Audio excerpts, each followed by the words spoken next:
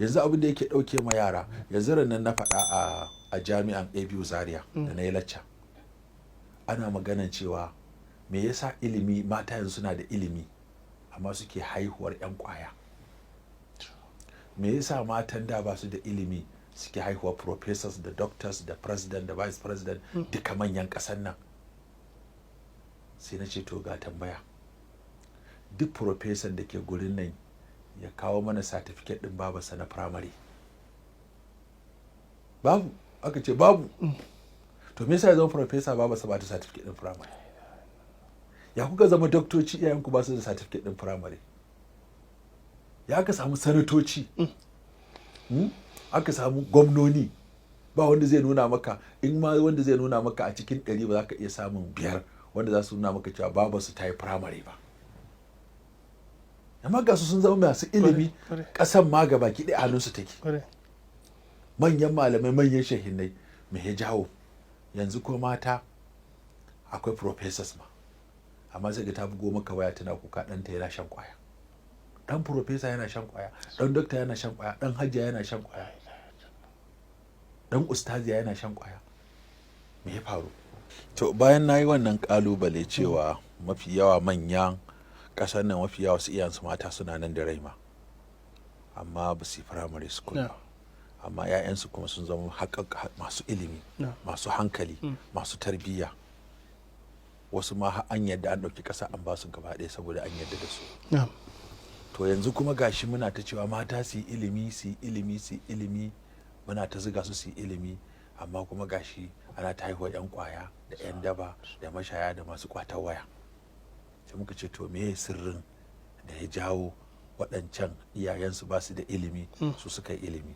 Sirrin guda ɗaya ne, shine waɗannan sun yarda su zauna a gida don su wa mutum biyu hidima, da miji da ɗa. Za ga babaka ba ilimi take baka ba, amma kuma tana sauƙaƙa maka yadda za ka yi ilimin.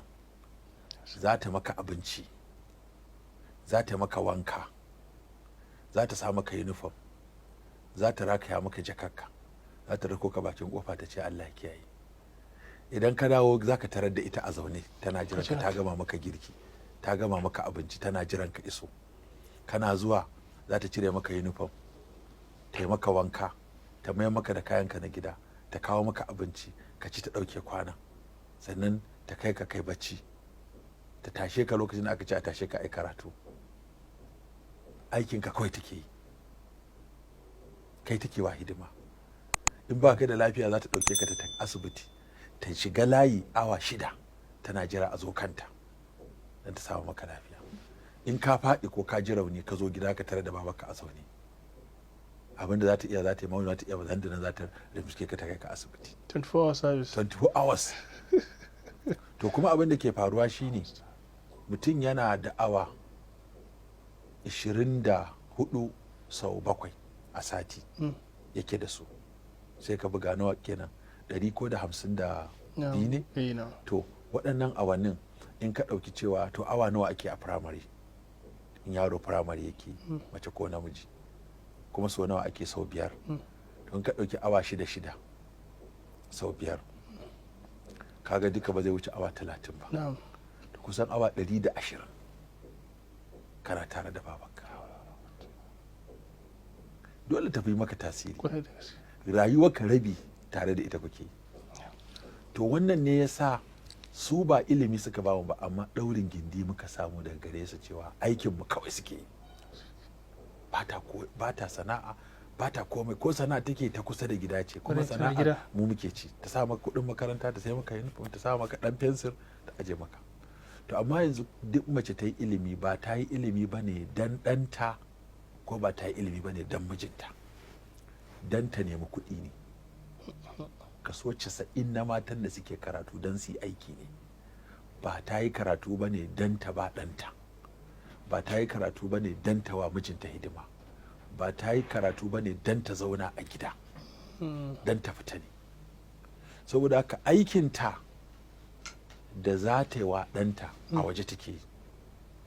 Tare suke fita da uban da ɗan da mijin su tafi.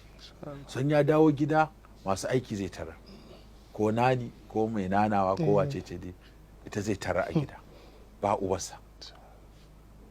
To kaga duk abin da zai a awannin nan na gida mafi yawa ba ta nan, ba ta san me yake faruwa ba.